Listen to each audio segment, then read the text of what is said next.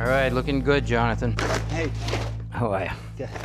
All right, so we're getting the poly over the ground because this is a crawl space. This part of the house has a crawl space all through it, really no basement.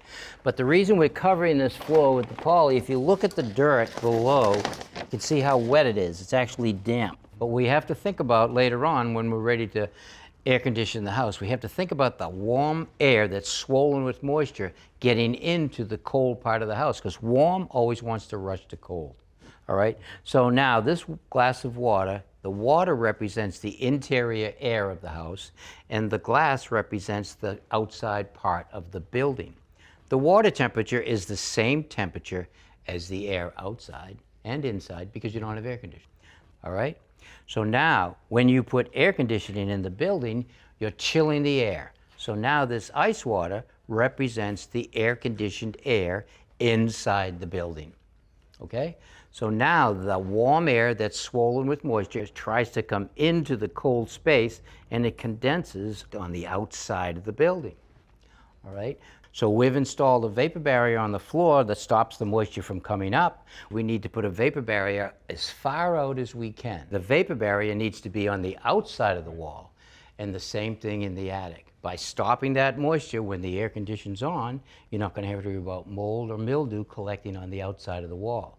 Now in the part of the country where I live, our air is colder in the winter, and the moisture that we have to worry about comes from the inside, so we have to put our vapor barrier on the inside wall, stopping the moisture from getting into the insulation and then blowing the paint off of the house. And also basically causing mold and mildew. In our case, it would be on the inside.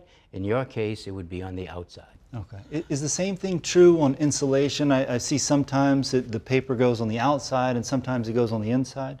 Right. Down here, I would put the paper against the sheathing. Up north, I would put the paper into the living space.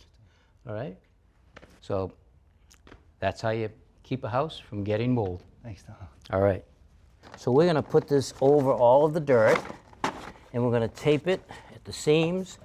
We're also going to tape it to the side wall here and seal up all that so none of the moisture can escape and come up into this area here. So we're going to get it as tight as we can.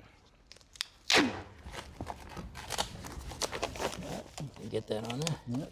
Perfect. Yep. All right, let's have another one for right here.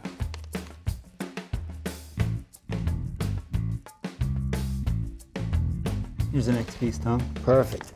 This tape is definitely sticky, which is good, right?